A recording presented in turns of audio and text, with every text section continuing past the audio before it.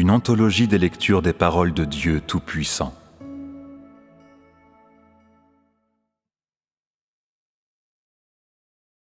Une fois que vous avez compris la vérité, vous devez la mettre en pratique.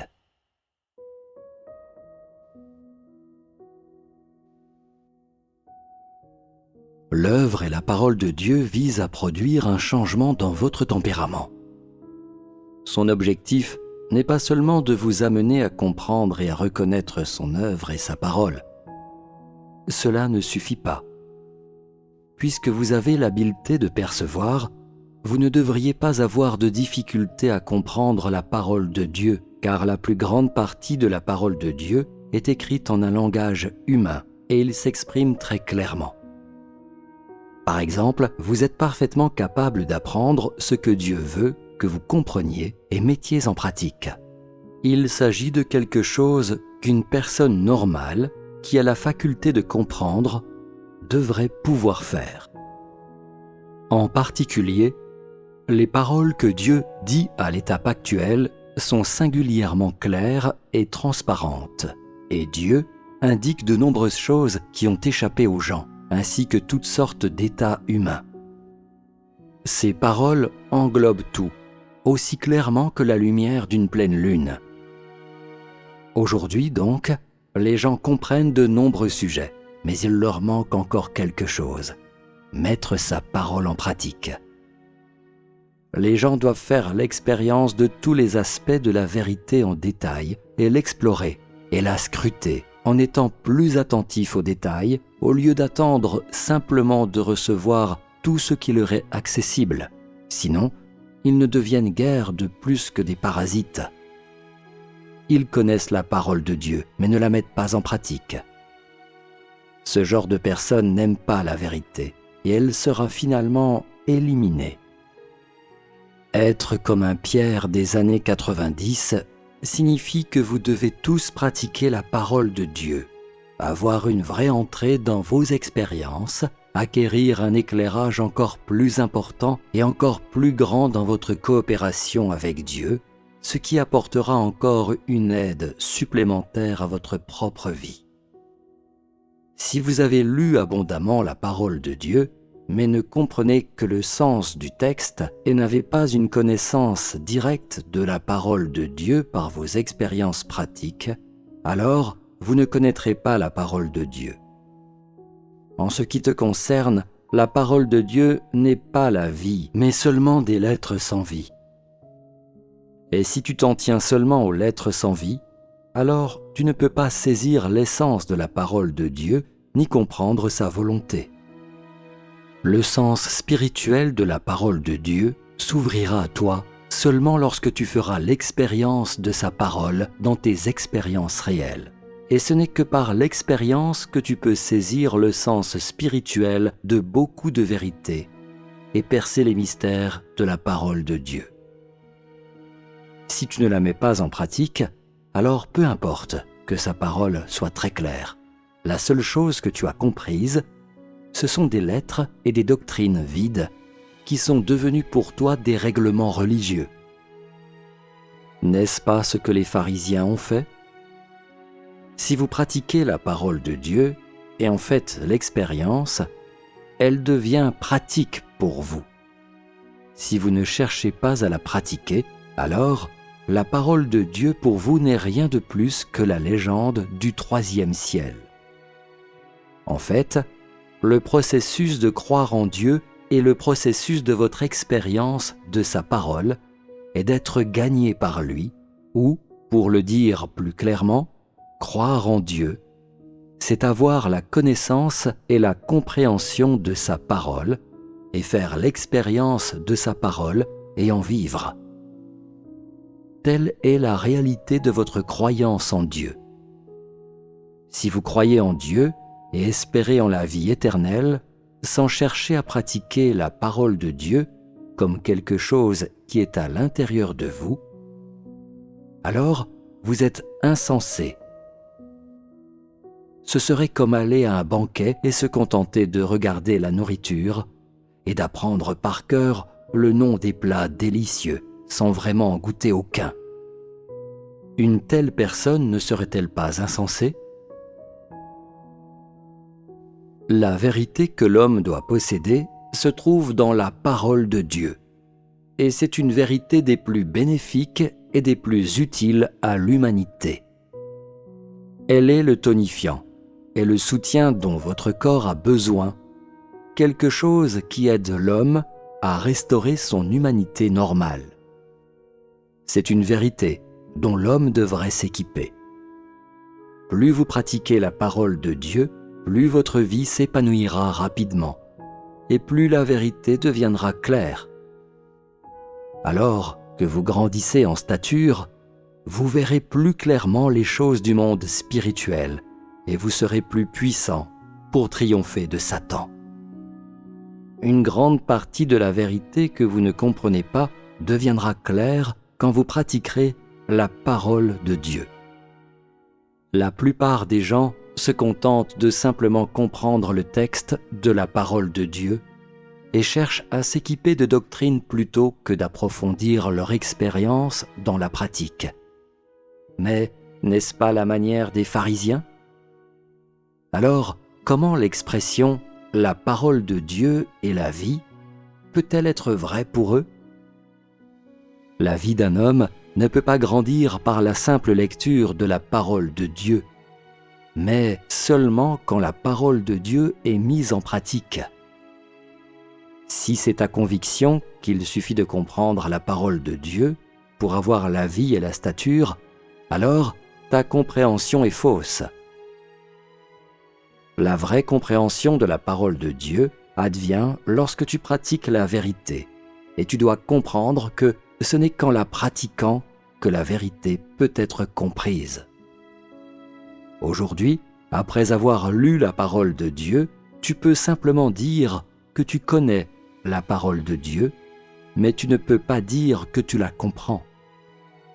Certains disent que la seule façon de pratiquer la vérité, c'est de la comprendre d'abord. Mais ce n'est que partiellement vrai et certainement pas tout à fait exact. Avant que tu aies connaissance d'une vérité, tu n'as pas fait l'expérience de cette vérité.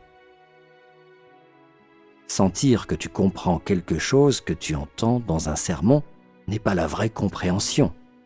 Ce n'est qu'une interprétation littérale de la vérité, et ce qui n'est pas la même chose qu'une compréhension, à cet égard, du sens véritable.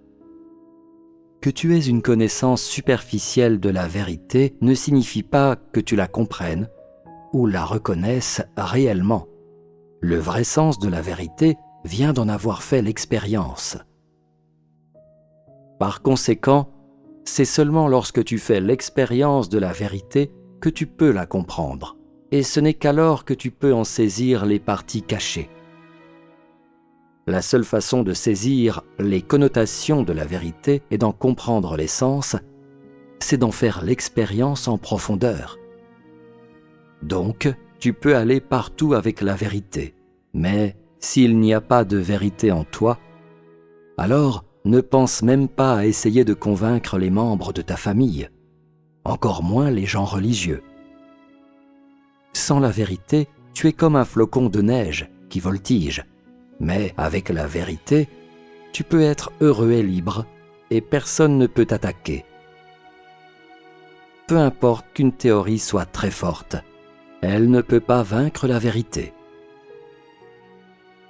Avec la vérité, le monde lui-même peut être ébranlé et les montagnes et les mers déplacées, alors que l'absence de la vérité peut réduire les puissantes murailles d'une ville à un tas de décombres rongés par les vers. C'est une évidence. À l'étape actuelle, il est d'une importance vitale de connaître d'abord la vérité, ensuite de la mettre en pratique et de vous équiper davantage du vrai sens de la vérité. Vous devriez chercher à atteindre cela. Plutôt que de rechercher simplement à faire en sorte que les autres suivent tes paroles, tu devrais les pousser à suivre ta pratique. C'est seulement ainsi que tu trouveras quelque chose de significatif. Peu importe ce qui t'arrive, peu importe qui tu rencontres, tant que tu as la vérité, tu pourras tenir ferme. La parole de Dieu est ce qui donne la vie à l'homme, non la mort. Si, après avoir lu la parole de Dieu, tu ne prends pas vie, mais que tu restes mort, alors quelque chose en toi ne va pas. Après un certain temps, si tu as beaucoup lu la parole de Dieu et as entendu plusieurs sermons pratiques, mais que tu es toujours en état de mort, alors c'est la preuve que tu n'es pas quelqu'un qui valorise la vérité et que tu n'es pas non plus une personne qui poursuit la vérité. Si vous cherchiez vraiment à gagner Dieu, vous n'accorderiez pas d'importance à vous équiper de doctrines et à utiliser de grandes doctrines pour instruire les autres. Mais vous donneriez plutôt de l'importance à faire l'expérience de la parole de Dieu et à mettre la vérité en pratique. N'est-ce pas ce en quoi vous devriez chercher à entrer actuellement ? Le temps pour que Dieu accomplisse son œuvre en l'homme est limité. Alors, quel résultat peut-il y avoir si tu ne coopères pas avec lui ? Pourquoi Dieu veut-il toujours que vous pratiquiez sa parole une fois que vous la comprenez ? C'est parce que Dieu vous a révélé ses paroles. Et votre prochaine étape consiste à réellement les pratiquer. Pendant que vous pratiquez ces paroles, Dieu réalisera l'œuvre de l'illumination et de la conduite. C'est ainsi que cela doit se faire. La parole de Dieu permet à l'homme de s'épanouir dans la vie et ne contient aucun élément qui ferait dévier l'homme ou le ferait devenir passif. Tu dis que tu as lu la parole de Dieu et l'as mise en pratique, mais tu n'as toujours rien reçu de l'œuvre du Saint-Esprit. Ce que tu dis ne pourrait tromper qu'un enfant.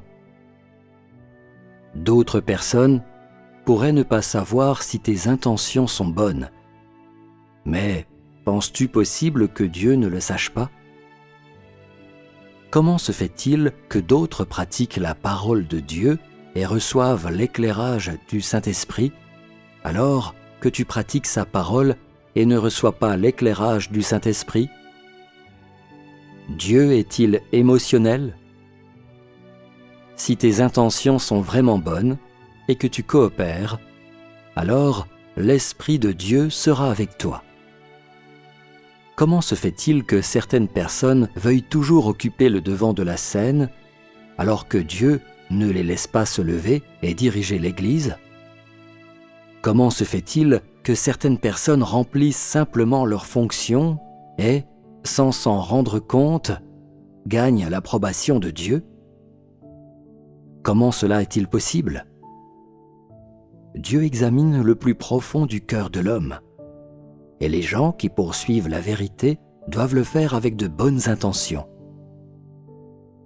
Les personnes qui n'ont pas de bonnes intentions ne peuvent pas tenir bon. Essentiellement, votre objectif est de laisser la parole de Dieu produire un effet en vous.